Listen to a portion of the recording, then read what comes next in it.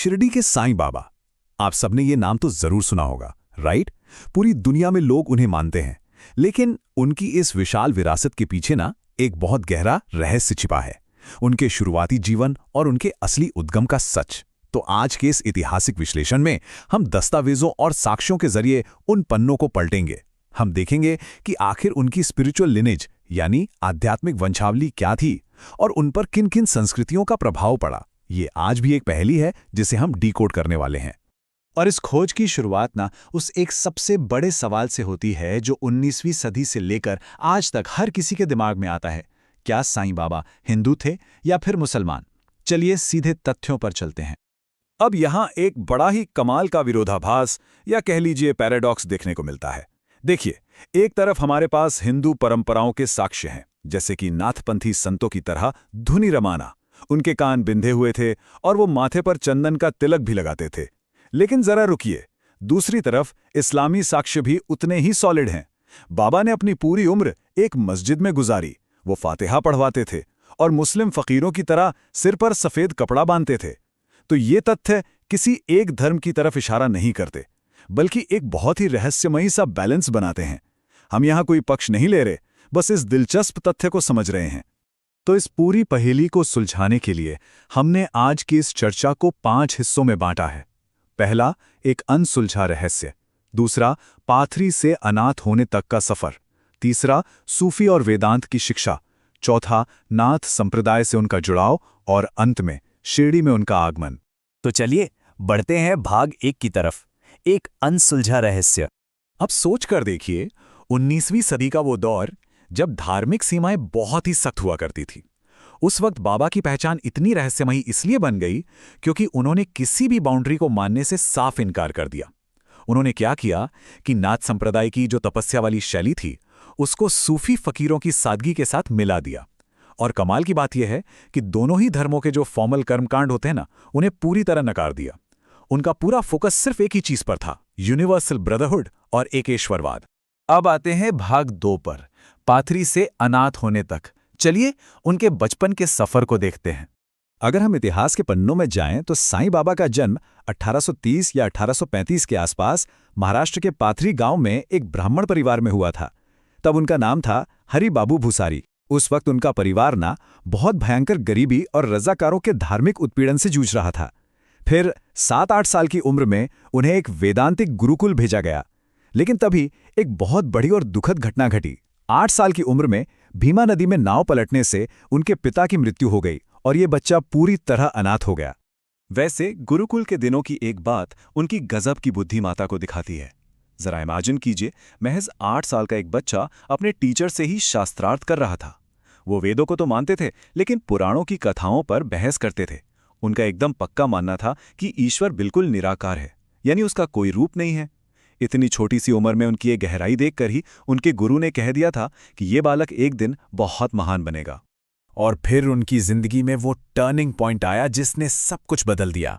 पिता की मौत के बाद अनाथ हुए हरिबाबू को वली फकीर नाम के एक सूफी संत ने बचाया और उन्हें गोद ले लिया। सोचिए, एक हिंदू ब्राह्मण बच्चे का एक मुस्लिम फकीर द्वारा पालन पोषण। यहीं से उनकी पूरी आध्यात्मिक दिशा को एक नया आकार मिला। और इसी के साथ हम आते हैं भाग 3 पर, सूफी और वेदांत की शिक्षा। अब यहाँ हैरानी की बात यह है कि उन्होंने कितनी कम उम्र में ये भारी भरकम शिक्षा ग्रहण की। अजमेर में सूफी संत रोशन शाह के संरक्षण में रहते हुए सिर्फ 12-13 साल की उम्र तक उन्होंने पूरी कुरान याद कर ली थी। सिर्फ यही नहीं, उन्होंने सुन्ना, हदीस और शरीयत कानून में भी एकदम महारत हासिल कर ली थी। और इसके साथ साथ उन्होंने जड़ी बूटियों और पारंपरिक दवाओं का भी गहरा ज्ञान लिया, जो आप जानते हैं बाद में लोगों के बहुत काम आया। लेकिन यहाँ उनके व्यक्तित्व का एक बहुत ही दिलचस्प डुअलिज्म या कहिए दोहरापन सामने आता है। इतनी गहरी इस्लामिक ट्रेनिंग और धर्म बदलने के भारी दबाव के बावजूद अंदर से वो एक पक्के वेदांती ही रहे। उन्होंने जबरदस्त धर्म परिवर्तन का सख्त विरोध किया। उनका दिमाग हमेशा उसी वेदांती ज्ञान से जुड़ा रहा जो उन्हें अपने पिता और गुरुकुल से मिला था। बाहर से वो एक सूफी फकीर लग रहे थे, लेकिन अंदर से वो कुछ और ही थे। अब आगे बढ़ते हैं भाग 4 की तरफ, नाथ संप्रदाय और वेंकुशा। ये उनके सफर का बहुत अहम हिस्सा है। तो सूफी संत रोशन शाह के निधन के बाद उनका सफर शुरू हुआ। सबसे पहले वो अयोध्या पहुंचे, जहां नाथपंथ के एक प्रमुख नेता ने उन्हें एक चिमटा दिया और माथे पर चंदन का तिलक लगाया। ये चीजें उन्होंने जिंदगी भर अपने साथ रखी। फिर बीड़ में कुछ समय एक बुनकर के तौर पर काम करने के बाद वो सेलू गांव में गुरु वेंकुशा के आश्रम पहुंचे। आप देख रहे हैं अपनी इस यात्रा में वो कैसे अलग अलग सांस्कृतिक प्रतीकों को अपने भीतर समेटते जा रहे थे। सेलू में उनकी मुलाकात गुरु वेंकुशा से हुई, जो दत्तात्रेय परंपरा के महान संत थे। वेंकुशा ने फकीर के वेश में आए इस लड़की की दिव्य क्षमता को पहली ही नजर में पहचान लिया था। एक लंबी और कठोर ट्रेनिंग के बाद वेंकुशा ने अपनी सारी आध्यात्मिक शक्तियां उन्हें सौंप दी। इसके लिए उन्होंने मंत्रों से सिद्ध किया हुआ दूध हरि बाबू को पिलाया, जिससे उन्हें अष्टसिद्धि शक्तियां प्राप्त हुईं। वेंकुशा के साथ जुड़ी ना एक बहुत ही कमाल की घटना है, ईंट की कहानी। हुआ यूं कि एक बार जब कुछ लोगों ने बाबा पर पत्थर फेंके तो गुरु वेंकुशा उन्हें बचाने के लिए बीच में आ गए और एक ईंट सीधे गुरु के सिर पर जा लगी। बाबा ने बाद में उसी ईंट को अपनी झोली में रख लिया। वो ईंट कोई साधारण मिट्टी का टुकड़ा नहीं थी, बल्कि गुरु के अटूट प्यार और स्पिरिचुअल ट्रांसमिशन का सिंबल थी। और आपको पता है, ताउम्र बाबा ने उसी ईंट को अपने तकिए के रूप में इस्तेमाल किया। तो अब हम आते हैं अपने आखिरी भाग पर, शिरडी में साईं का आगमन। जब वो पहली बार शिरडी पहुंचे तो एक नीम के पेड़ के नीचे बैठकर ध्यान लगाने लगे।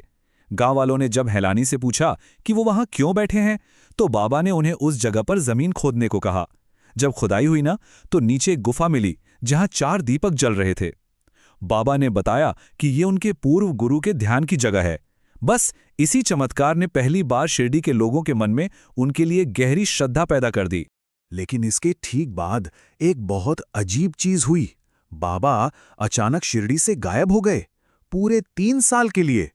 इन 3 सालों में उन्होंने पूरे भारत में अलग अलग स्पिरिचुअल साइट्स का भ्रमण किया। सूफी दरगाहों से लेकर महान हिंदू संतों के आश्रमों तक वो हर जगह गए। और फिर 3 साल बाद जब वो एक बैलगाड़ी में बैठकर वापस शिरडी लौटे तो एक बहुत ही ऐतिहासिक पल आया।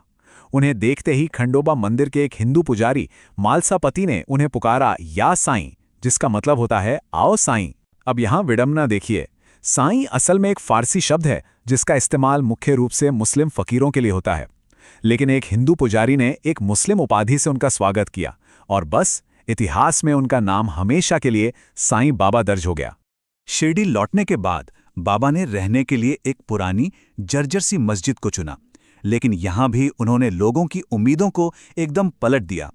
उन्होंने उस मस्जिद को एक विशुद्ध हिंदू नाम दिया, द्वारका माई।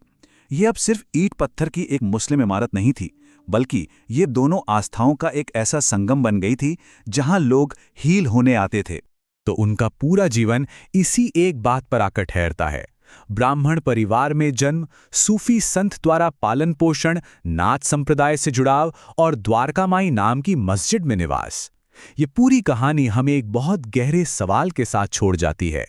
क्या सच्ची आध्यात्मिक वंशावलियां उन कठोर धार्मिक सीमाओं से बहुत ऊपर नहीं हैं जो हम इंसानों ने बनाई हैं? साईं बाबा की कहानी इसी बात का तो सबूत है।